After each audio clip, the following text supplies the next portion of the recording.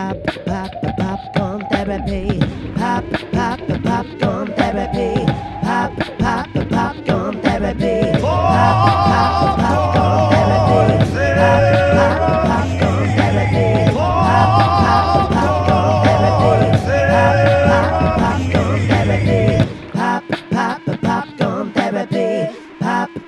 Popcorn therapy. Welcome to Popcorn Therapy. I'm James Pillion. I'm Kane Senes. And I'm Hannah Barlow. Oh. Whoa. You've been upstairs being way too kind to us, waffling on down here. But now she's on. She is on the podcast. She's so the good people know that she's a real person, because we've spoken about her at length. She's the mystical Hannah.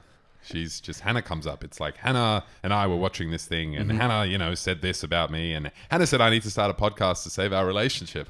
Did I say that? It sounds mean, like something I would say. I think it was like in theory. That was a theoretical. Well, it was like a while ago. It was no, a joke. It's like me being like, you need to stop talking to me about everything that goes through your head. Can you please put this into a creative forum so that you can express yourself healthily? Yeah. Express yourself. Yeah. Express yourself. Dun, dun, dun, dun, dun, dun, dun, dun. Well, I'm going to turn it on to you guys. Like, how's your week been? How have you been going? What have you been doing? We are freelancers, so all of a sudden my brain is really happy. Oh. Like, I'm responding to coronavirus in a way that I didn't expect. Like, I am actively grateful, and I feel like everybody in the world has been brought down to my level. So I feel like I'm doing really well because I'm being super productive. I never thought about it like that, but it's very true. Yeah, like I feel bad because people are dying, but yes, yeah, but come on, guys, people are dying regardless of whether the cameras are talking about it. Like the media's crying. It's really nice at in the evenings when I can hear the girl across the street playing piano, and I feel like she's been playing a lot more, and someone's been cracking out the guitar, and someone else was singing, and for like a second I thought it was like those stories that you hear in Italy of people just kind of like singing to each other from the balconies. And I was doing my first at-home yoga session from Lululemon on YouTube. Little Lulu, you know Lululemon. It's a there was a Lululemon sponsored brand. yoga. No, and men's. She was men. Yeah. Do they do men's wear too? I've got some Lululemon. Of course at you home. do. Of course I do. Of course Yeah. you do. How have you been? How's your week been? How's how have you what's been changing for you on the insides? As I was sort of just confessing to you off before we started rolling tonight, is just acceptance, man. Just coming to terms with the fact that it's here. It's not going away. It's progressively making everything worse, just in terms of life as we know it, cafes, going out, having a beer at the bar, whatever. And I think what I'm trying to do, and it's been working, to date, is how can I maximize this time? How can I use it and feel like I made the most of the coronavirus. Yeah. As weird as that is to say out loud. But, just last week, I actually put it in my newsletter, but I stumbled back over this 2017 video. It was on one of the late night shows. And Louis was essentially just talking about how everything is amazing and nobody's happy. And just essentially, and I love the way he approaches this, because I think he's got so much truth in that our generation bickers a lot. We complain a lot. It's not our fault necessarily. I just think that we've been given the world and we want even more. So we've been given Wi-Fi, but it's not good enough. Yeah. It's not fast enough on this plane. Yeah, it's not like streaming fast enough, or there's a couple of pauses, or whatever it is. But it's like, dude, addicted to Apple. You're flying in a metal box through the sky in a lightning storm, and you're worried why the Wi-Fi isn't fast enough. And that was a Louis C.K. sketch. So that's exactly what I was talking about. That's the video that I saw. And it woke me up, because I just had a moment, I think the night before, where I was just being a little asshole because the Wi-Fi stopped during a movie. And I was like, I just want to fucking finish Oh, this dude, movie. I was, dude. damn it. The amount of nights that have Dude. been ruined Oh, because man. that's happened. And like, then I really want to tank it. Then I'm just like, fuck all of this. Yeah. This is fucking pull the And then cable it- out of this TV while we're at it. Yep. Isn't that a funny thing? And then you just sit and then back. it becomes about his career, and then it becomes about And you then know, I'm like about it just like, just. you know, And I sit down in front of the TV, and I'm like, God forbid the internet carks itself. I can't. Please, God. you're just Please, like, NBN, please work. please, NBN, save my life, save my relationship, Like I just, NBN. Come into I this wait for building. that HD clarity to come through, and then I'm like, were gonna- oh, we've landed. Okay, we're good. You were going to be here 6 months ago. Why are you still not here? Jesus Christ, yeah. I'm So- holding out here. it's this kind of world that it's great to hear that we can all relate in some degree. 100%.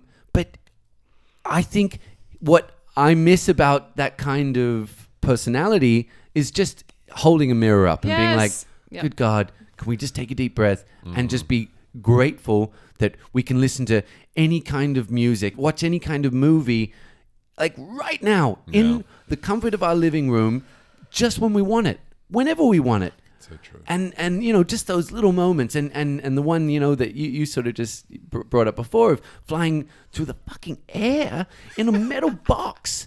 You know, when you get fed food and But there- drinks. And it was really just from last night as well with the movie I watched. And, you know, I've cracked the idea of happiness, of how to attain it, how to get it. And it's exactly the way Louis brought it up. It's perspective. It's perspective. It's looking at where we are, finding the perspective through history of where were we 100 years ago? Oh my God, wait, that's what we were doing? Like, that's how bad it was? That's how they reacted to a pandemic? Oh my God, like, everybody I would know is dead by now, you know? That's, dude. No, dude, let's a lot just of be people would honest have about died. that. If we were alive in the Spanish flu right now, a lot Yeah. of people would have died. Dude, I mean, But there would be way more social isolation because there was less people in the world. You know, the silver linings. And things would be different. Like, yeah. so yeah, I don't know. For me, like I just think for anyone out there that's listening and has had a bad day or is having a bad day, just because you can't seem to get around this existential bullshit that is the coronavirus, that is this pandemic, try to find that perspective. Because I think that's where the answer lies. That's right, Yes. man. Kick back, put Contagion on, and just chill the fuck out. However, oh God. But okay, so I completely agree with you. Perspective is completely affected by mood, though. So this is something that like you learn in acting. Your mood is determined by where you sit on the neuronormative scale, right, of mental health. So you could be schizophrenic or you could be, you know, completely healthy. Right. When we move through a day, we're in a mood, and that it can last for a day, it can last for 5 days, it could last for a year, it could last for 10 years. And so it just really depends on what mood you're in. Like, your perspective is completely biased. So what kind of prescriptive advice would you give to someone that's just in a bad mood? I don't know, because I'm in a good one and I want to stay there. I don't want to think about it. Like, I don't want to think about, because I feel like as a creative person, I'm mostly in not a bad mood, but I'm always worried about something. Do you not see any benefit in seeking out perspective, even if you're in the worst of moods? Oh no, I see a benefit. But you're just saying it won't necessarily sink in. I think it's ideal, and I think it's something that we should strive towards, which is why I think what you're saying is encouraging.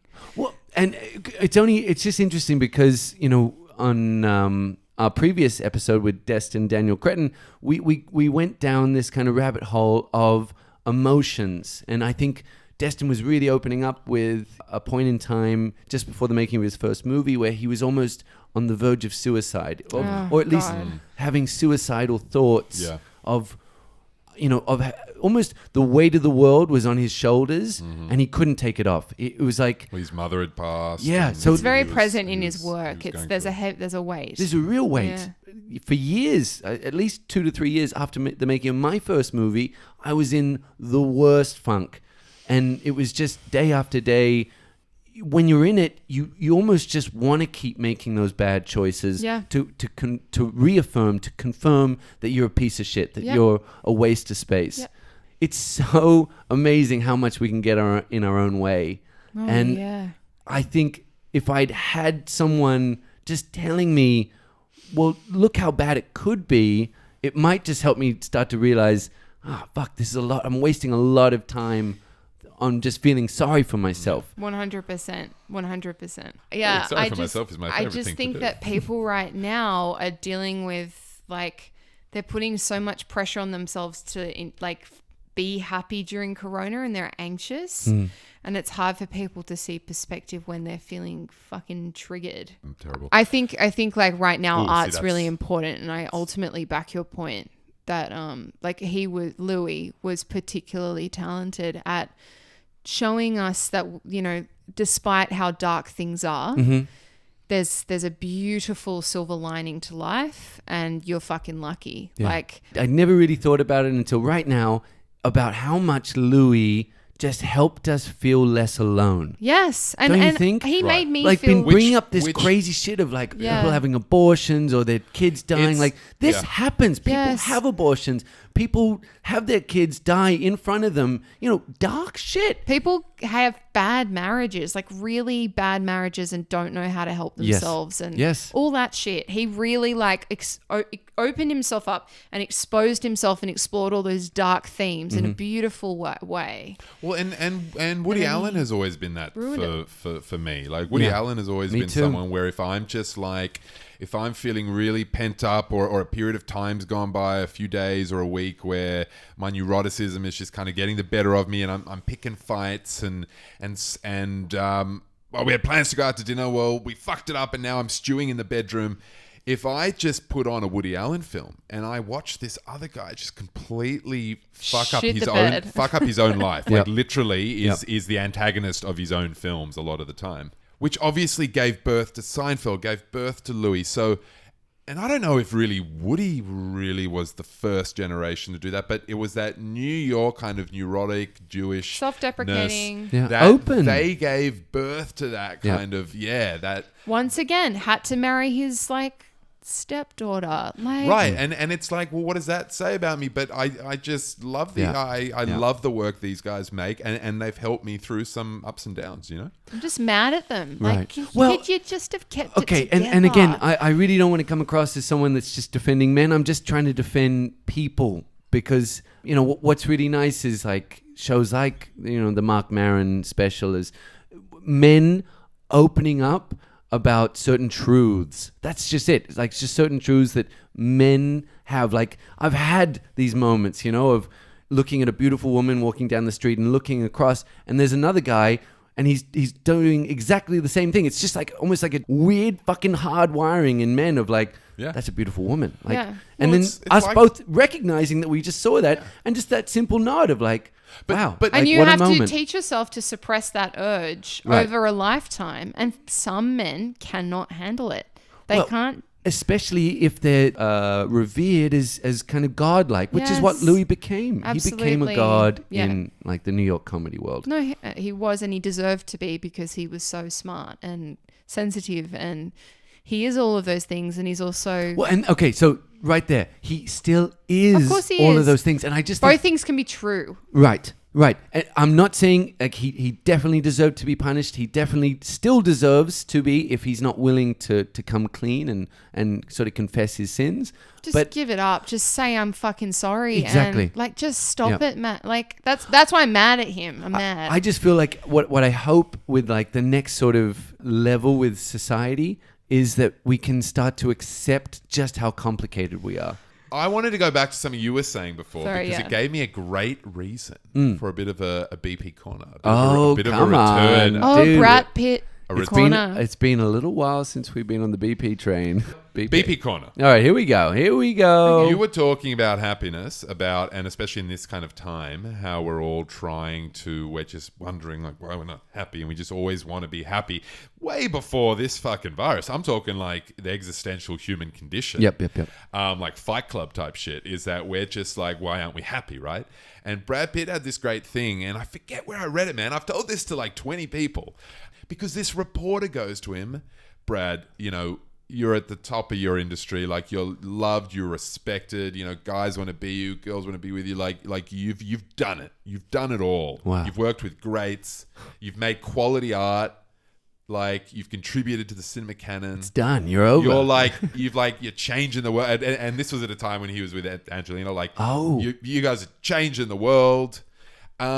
Surely, like, you've reached happiness. And Brad Pitt just kind of like takes this moment and he just goes, he was like, no, I'm not always happy. No, I'm not. I'm probably as happy as often as you are. I'm as happy as That's like a regular beautiful. person is. I love that And he like, was that honest. Yeah, because that doesn't change. He was like, that affords you this or it affords you that. You can... So much of it is just material pleasures. Right. But his whole thing was like, happiness is just... It's not meant to stick around. It's not meant to outlast. Yes. It's like the Seven Dwarfs, right? Like they're all equal. Right. It's also not real. And he was like, but it is an emotion of many, and that's what he says. He says all happiness is on par with grief, on par with anger or confusion, joy, like whatever. Like they're all different, and happiness is just one of them. Right. He was like, the only reason we think we should be happy all the time is because we've been conditioned to think that through the media and through pop culture and through everything that your great parents got taught by their governments to say. Or by media or by the government of the free world, or however you want to put it. I feel like I'm Dennis Hopper right now. Man, come on, man. Gotta meet him, man. You gotta meet him, man. That's what Yeah, it is. You gotta meet him, man. But he just said it's one of the many. So he said, so what you got to do is like when you're happy, you're like, hey, yeah, I'm happy. When you're sad, you're actually like, I'm sad. Yeah. I'm gonna actually feel this and not panic to get rid of the sad. Right. And then make other dumb decisions that just make you depressed down the line. Like, feel sad. Just tell everyone, hey, man, I'm really sad today.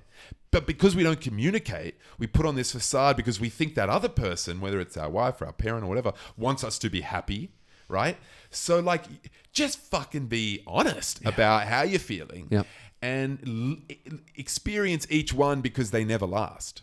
Dude. So it's constantly in cycle. So happiness, just one of them. Not all of them, not the king of any of them. Right.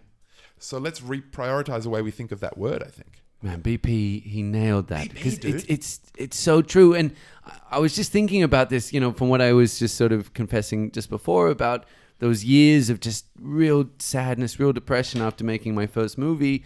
But it's because of that time of just sort of sitting in this funk, in this darkness for so long, that I'm the happiest I've ever been today. So I really do believe that happiness is that kind of antithesis of tragedy. You need certain tragic things to happen to you in order to really know what happiness means. Like when I lived in Romania, no one smiles, no one says hello, no one laughs, nobody's laughing.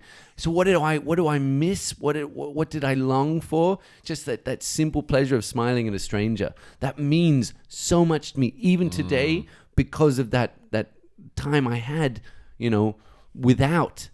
It's so beautiful what Brad says, and I feel like we've said this before, just about celebrity, just that idea of being in front of the media, in front of the world, is that everything is just bigger. So breaking up with the love of your life, well, everybody knows about it. Everybody talks about it. Everybody's got their own idea of what happened. So you're falling so much further every single time you fuck up and you fail. And I feel like if you can get past that and you can heal and you can grow, you're going to be even stronger than just an average Joe. That's how I feel. That's how I look at that. Beautifully put. It is, yeah.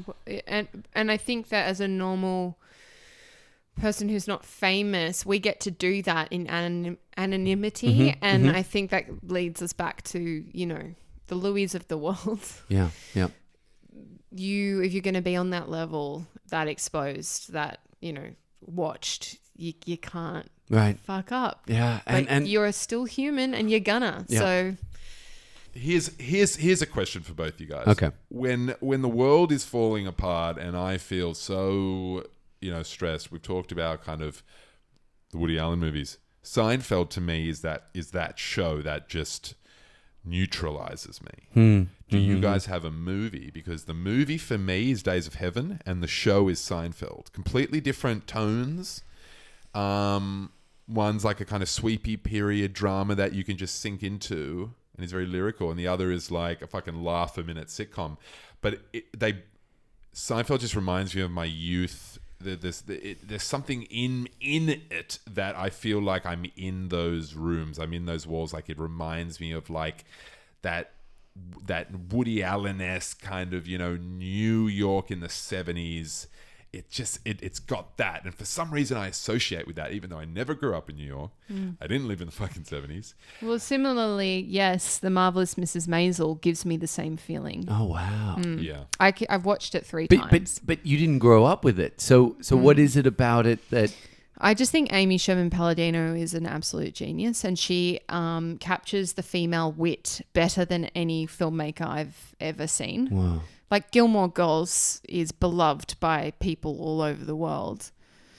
I just think, especially with Midge Maisel, she's a character who is giving herself permission to be frustrated with being a woman in that time period, and she's completely just blowing up her life to have a voice, and what she says is really funny, and like she takes risks. And I think that show, by setting it back in the past when those hurdles were much harder, it reminds women to not strive for perfectionism and to be funny and to be crass great. and to be, and I really need to be reminded of that.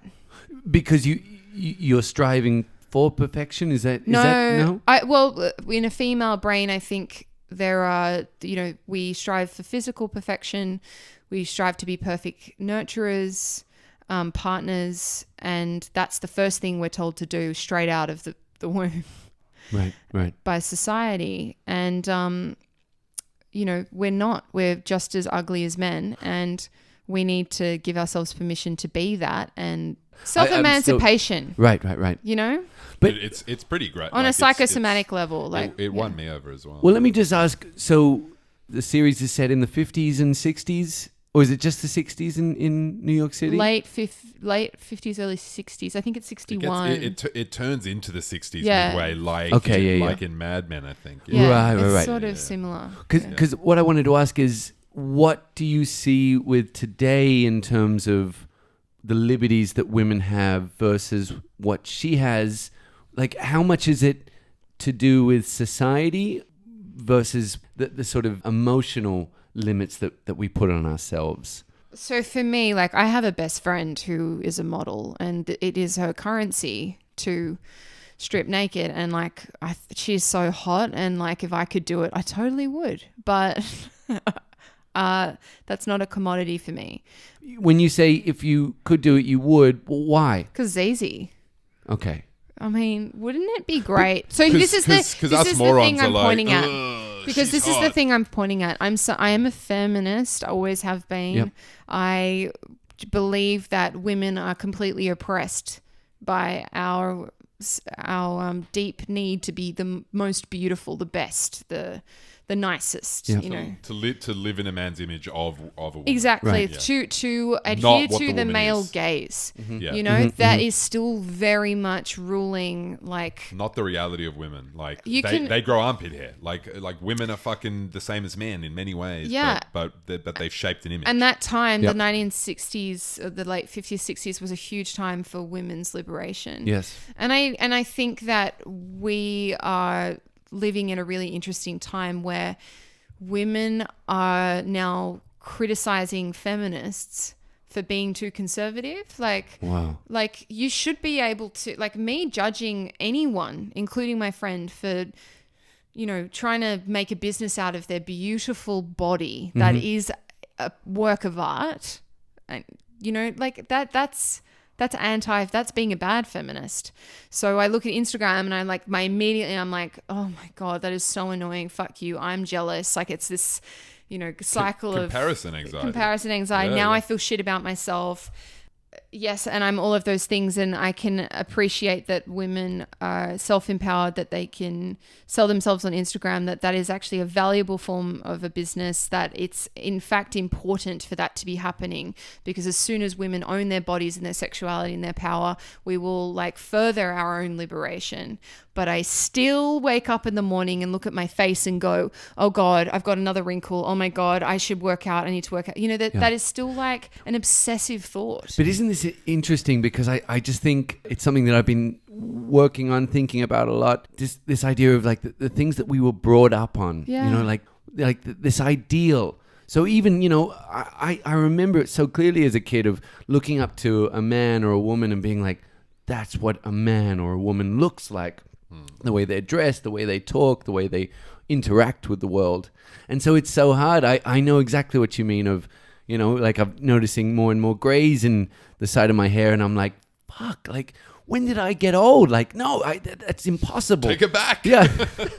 I'm not ready for this. I'm just a men big look kid. good with silver streaks. Come on. Yeah, dude. But that's an interesting thing that you just brought up, Hannah. It's like, is that a truth, you know, or is that a conditioning, you know, like... Oh, it's all conditioned. Do you know what I mean? Well, because both. I don't hear many men... Come on, let's be honest, Kane. Yeah. I don't hear many men saying, that woman looks so good with grey in her hair. No. Do you know what I mean? Because we're not... that's not marketed towards But us. as in, like, we're not sold So that's conditioning. the reality But in the opposite sex. But if you remove the conditioning... And I just think that's really scary if you It's start so to break scary. it open. It is so scary. And that is why that show is great. Because No, go on, it please. turns the dial up on all of that, because it was easy. It's easy to look at the past, you know, with hindsight and go, God, how fucked up was it? But it's so much more fucked up today in a different way. We're still only getting a... hold on. That's very interesting. What do you mean? Why is it more fucked up today?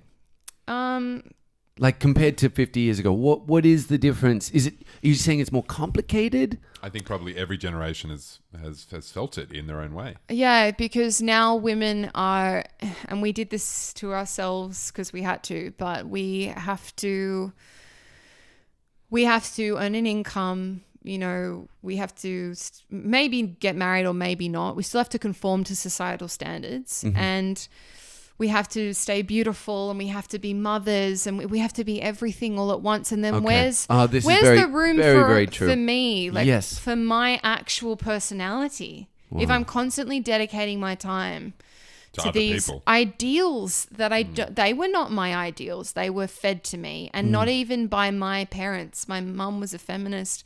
My dad is like, what? Like, he's a feminist. He's a feminist too. Like, shout out Ray. Yeah, he loves a strong woman. You know? Fuck yeah. So But hang on. Wait. And now we have to make a business out of ourselves and our personalities. But so both your mother and your father were pro strong women. Yeah, my mum is the breadwinner. Just pro equality. Yeah, but you're saying even with that kind of education, you still struggle as I do, and because all I saw growing up was hot women, right? You know, like for my really hot friends, because I have so many, they can just kind of like be beautiful and live a great life. And like, well, don't we all look at those beautiful people in the world and go kind of on a fucked up level, go just like, fuck you. Like, why wasn't it me? Like, and yes, I know. Just for the record. Yeah. You have nothing to complain about. Yeah, I don't know what you're talking about. That's very like you guys. The right answer. Keep going. I have to say that because other people are listening. No, guys, there's Gigi Hadid and then there's the rest of us. You know what I'm saying? Like, but you know, I'm sure firsthand from your good friend who is a model, she's had bad days. She has self-doubt all the time. I'm sure, you know, just we all do. No, James. She is such a better person than me. Like, you can't say that. Hold on. Wait. Hold on. She's less of an asshole. She's ultimately accepting. She's less navel gazing. She like considering what she went through growing up, and she just emits positivity. Like the thing that you started talking about at the beginning of the episode. Mm-hmm. She is that encompassed of just like, guys, things are shit. Let's actually look on the bright side of life. And she's like, gets on with it. You know, she works really hard. She doesn't judge people. she's so beautiful, but like she's really beautiful on the inside. But can I just quickly say, Yeah, go on. we're all here to do different things. And Yes. your job is to be an Right. analyzer of mankind Right. Yep. and to, like what we're talking about with Louis, it's an obvious kind of theme here, but to be able to reflect. You strike me as like a true empath, as in Right. like someone that Right. feels the world around them, and kind of like me, you can sort of take it to heart where it sinks you. And I have friends just like Shannon. I mean, I've definitely had moments of like jealousy, of just wanting to swap shoes. But then one thing I'm starting to learn, and I think it's a beautiful thing, and kind of what I really love about like the superhero kind of universe that's come up in the last 20 or 30 years or whatever, is just that we all have our own superpowers. I really think that, and the more you can start to work and reflect and look and ask questions, the deeper you get into that. And so you and I, that's our superpower, but it's also our weakness, because we can feel too strongly and then we can go under. It feeds it. The Right. bad feeds the good. Yes. And the good feeds the bad. Like, yeah. And this is why I love the Marvelous Mrs Maisel, because it's just about somebody choosing to accept who they are Wow. instead of focusing on the things that made other people happy. Can I just No, ask you, say, Kane say, yeah, and yeah. Hannah, why do you think so many people go against, like fight becoming who they truly are? Because I think life gets complicated and there are so many attachments, and you start going, well, I couldn't do that to my partner. I couldn't do that to my kids. I could. And what the Marvelous Mrs Maisel is so great at is it's going, oh, like she sees all the sacrifices that she has to make, and she sees what just dropping everything and going, I've been kind of living a lie, and I need to pursue this comedy thing, and I'm going to be on the road all year round, and if that means I can't maintain this relationship, or I can't With have my this, kids, with my... or but she's going, but I have to be true to myself because I've never been true to myself, and I know people. Most people. All Most of us, people. to some level, all of us could present a little more or live a little more of our true selves. Like we're all pandering to other people, being weighed down by responsibilities, burdens. But what you have to do, and everyone will come up with excuses and be like, well, it's easy for that person to say because of this and that. But it doesn't matter. Those are just excuses. Yeah. Ultimately, what you have to do is say, this is what I'm here to do. And I've laid it with all these years of dirt or whatever. Yep. But Yep. I can't go out like that. Like I have to, while I'm still kicking, return to that thing that I know is true. And even if it's like an earthquake and fucks up everything else in my life, I will get through it because I'm blasting up like a rocket and I'm doing my thing. And there will be time after to pick up the pieces. But you got to live your true life first. And people who love you should, if they really love you, they should understand that. Yes. And not make it about themselves if you suddenly need to bounce to do this thing. Yeah, right. And so But most people... But it's not that easy. I get Most that. people shut themselves down in order to survive and to feel safe, because this isn't forever and we just want to feel good for as long as we can. And so, a part of like that pursuit of happiness, the pursuit of perfection, distracts us from fulfillment and purpose. Yeah, totally. And it's that constant tug of war between the two. Like, what you kind of have to sacrifice some time from one camp to have the other. Hannah, that's it. yeah. Like I just know from experience that when I first looked down that hole, of like self-fulfillment, it was like, I'm going to have to give up quite a bit that I don't know if I want to. Yep. They kind of put a smile on my dial. They make me pretty happy, I think. So I don't want to give that up. And I know what it is to like kick the can down the road, And that people, and I think you guys have already talked about this in maybe even your first episode, but people drop off along the way. It's unless you find people who are like you, it can become isolating. Yes. It's the lifelong struggle of self-acceptance. Well, it's so funny. Just go with it then. Because just before, like when we were having this conversation, my mind just flashed to Chris Cooper in American Beauty. yeah, And because he's closeted, right? he's a closeted yeah, homosexual. and he beats the shit out of gay people. That's right. And he's just like, he's a this kind of homophobe. ultra conservative I had a full-on conversation with him. We hit it off. Oh shit.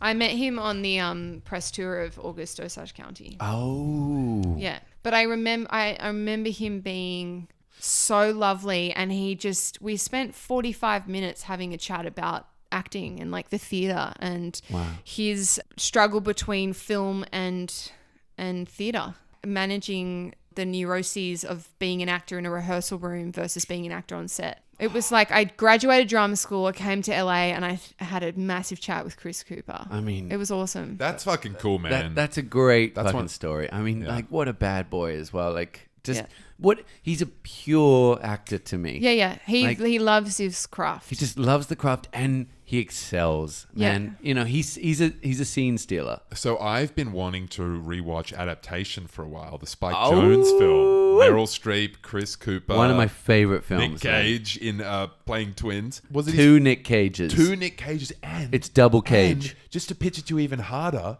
Nick Cage is a screenwriter. Yep. No, they're twins, and they're screenwriting brothers. Yep. And Nick Cage plays them both, and No one way. of them's got back problems, and he can only write by lying on the wood floor. It's back. like very Seinfeld, actually. And Meryl Streep and Chris Cooper really are this couple that live in like swampland, and they're trying to find that rare orchid. Ah, that's right. Which is based on a book. It's this metafiction. Yep. The Orchid Thief. Yeah. Susan Orlean. Susan Orlean. And there's this amazing part that he wrote in because he was fascinated. Like, he kind of fell in love with her. She had like a little photo on the dust jacket of the book that he was adapting into a screenplay, which you see in the movie. And he was talking about how he ran into her on the set of Adaptation in real life. So this is Charlie Kaufman talking, and he's like, Nick Cage is like, oh my God, it's amazing. Did you met her, right? And he's like, met who? And he's like, Susan's here. And he's like, he saw her like across the room, like, you know, I think next to Spike Jonze, and he literally just ran out the... Charlie or Nick? No, Charlie freaked out because he'd he'd like jerked off. Like, there's a scene he wrote about him jerking off to her, like, you know, portrait. Like, he was just like enamored by her, and it was also a great way to just like fuck around and not write the script. But he'd never met her. Well, he ran away from her on set.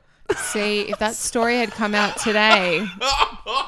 No, but this is amazing because it's very much like the CK. Yeah. He literally wrote about himself jerking off to the writer, and Nick Cage plays that in the movie. It's incredible.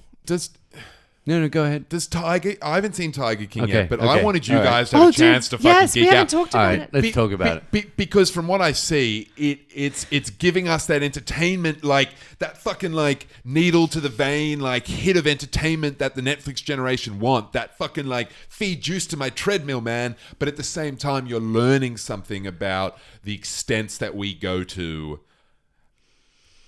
Hannah and James. Okay, all right, Hannah, you got the floor first. I want to hear. Oh shit! Yeah, go on. Just about Tiger. Just what was it that you love? Why did you want to talk me into the show, which I'm now hooked? You love a character. Yeah, I love a character. That's you. You live your life to witness the people of the world, especially the strange ones. Guys, please, spoiler-free conversation. Yes. You're going to have to think about what you say here. The first layer was just Joe Exotic. Yeah.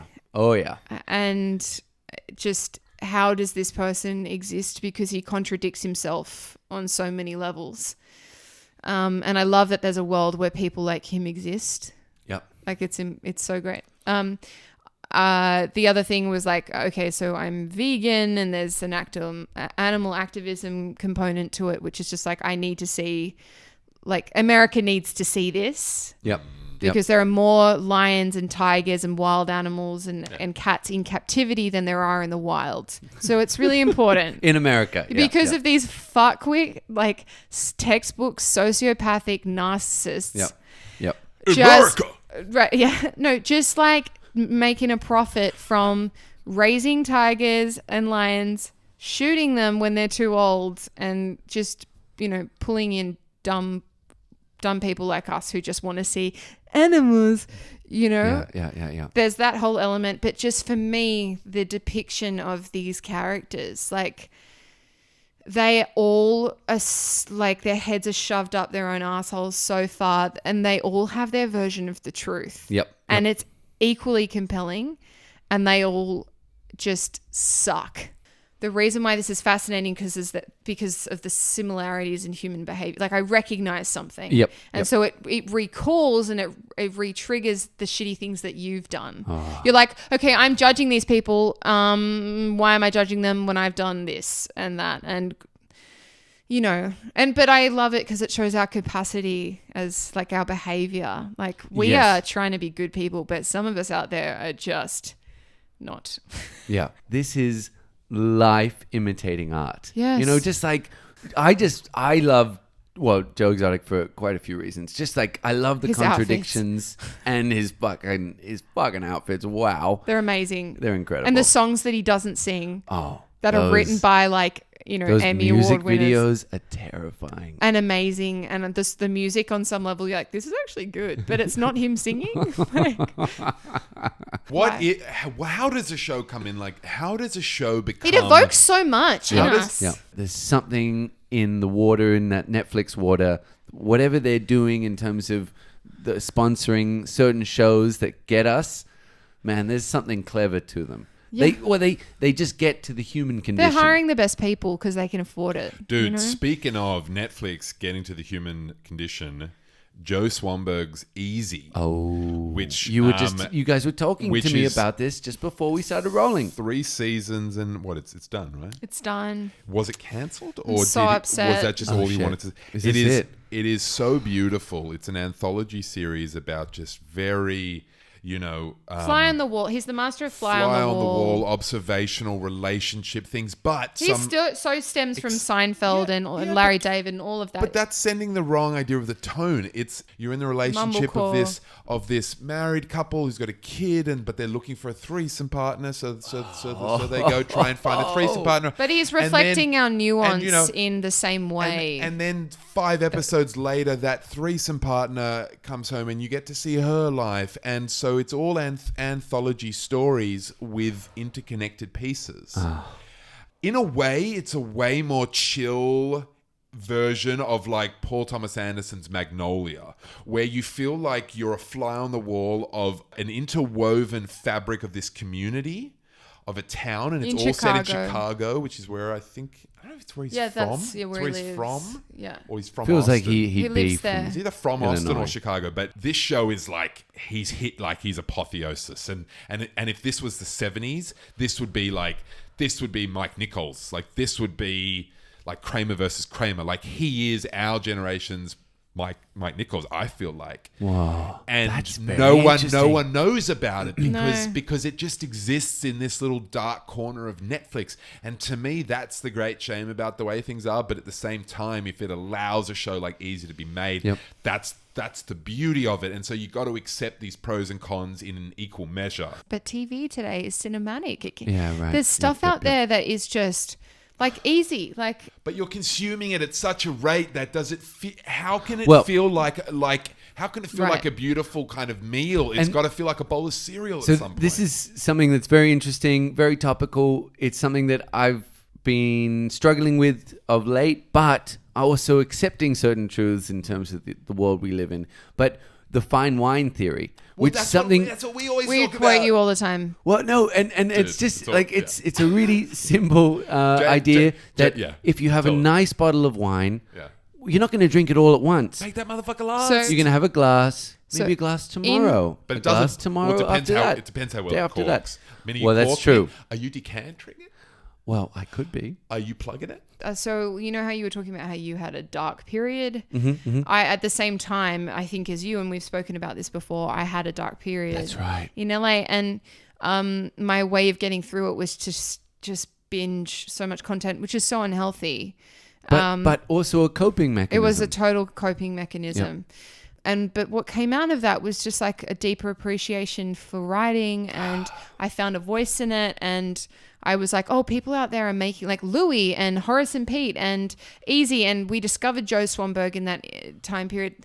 There's so much that I discovered because of TV, you know? Yep. You know, watching Happy Christmas, Drinking Digging for Buddies. Fire, Drinking Buddies, Togetherness, The Great Puffy films. Chair. it made me realize like, oh fuck, it's actually not that hard. Like you can just go out there and make your own stuff. Mm-hmm. If the writing's good, if the story's good, if you understand your characters, like I think there's an attraction to that style of filmmaking because there are these conversations that these characters are having that are really reflecting the conversations we want to have in real life. Right. Like, Dude, I constantly find, this has happened a few times, we're watching Easy together. yes, I was just about to say this. I'm yeah. like, I'm watching it and I'm almost side-eyeing Hannah being like, is she looking at me? Because this kind of feels like they're having the conversation that we both know we have to have about something. Whatever it is. And then sometimes I'll pause and I'll be like, is this something that you're thinking, like, is this reminding you of us the way that it is me? And she'll be like, no. And I'll be like, okay, well, something, it's confronting me about something. And then I'm left kind of thinking, what was it that I was confronted by or that I was affronted by? But did you ever, do you end up talking about it to find that always- common we- ground? We'll pause and we might find ourselves having had a 2-hour conversation, which leads to an idea for a film. You know, it like those that show really just inspires. It's Wow. fucking Yeah. watching a TV show, man. It's like couples therapy. Yeah. Easy. Yeah. Easy. Wow. Netflix. Easy. It is the easiest name to remember. But you know, like Watch it. there might be so many people out there who are craving like an open relationship, or you know, what are some other scenarios in that film?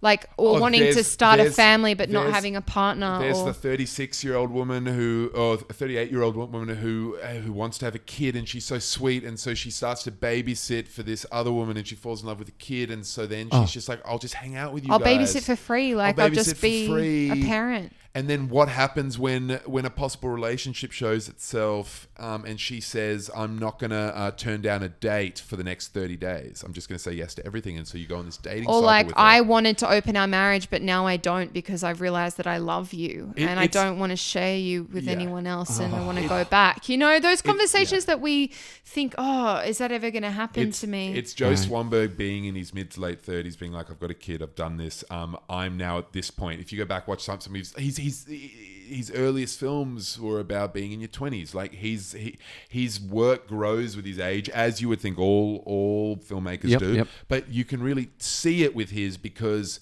he is putting his own, his work is so kind of like street level. Right. It's so relatable. It's like, it's not even like movie star level. Like you're watching a film and you're like, oh, those guys are people like we are, but they're like on that other level in that perfect life. Right. The movie star thing. They sound clean. They look great. But this feels like it's really your life and Right. your friend's life, but shot so beautifully with lovely music and in this in the way of a beautiful kind of sumptuous Woody Allen film, or not even like Cassavetes. not even. It's wow. not rough. It's It sumptuous. definitely it's stems smooth. from that. Oh, It's yeah, very sure. digestible and peaceful and And lulls that's you into because- Well, this feels very bingeable. Yes. You know, like, it is very bingeable, but I believe it's so good that we try to keep employing your red wine theory, okay. Yep, Yes, yep, yep. yeah, we try. because it just feels like trips to the therapist. But you can't with Tiger King.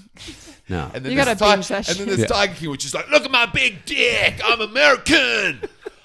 We're full of fucking weirdos. Fuck easy. It's No one's- just one con man conning another, conning another. Yeah, you know, it's it's wild. great. It's like, Well, guys, I think this is the perfect place to kind of wrap it up. So if you somehow just stumbled upon us, you can look us up on Instagram at Popcorn Therapy Podcast, or the www, popcorntherapythepodcast.com. Anyway, thanks for listening. We had a fucking great time, and we're very happy you're here, Hannah. Thank you. thank you for allowing us to have a podcast in your living room. Stay tuned. We've got some very exciting guests coming up on the next couple podcasts. Yeah. Do we want to tease Nah, them? man. Let's You wanna just tease them? leave them. No, we're leaving them in mystery. I think they'd like to. I think those dudes would both like to ride out that way. All right. Well, thanks for listening, and until next time.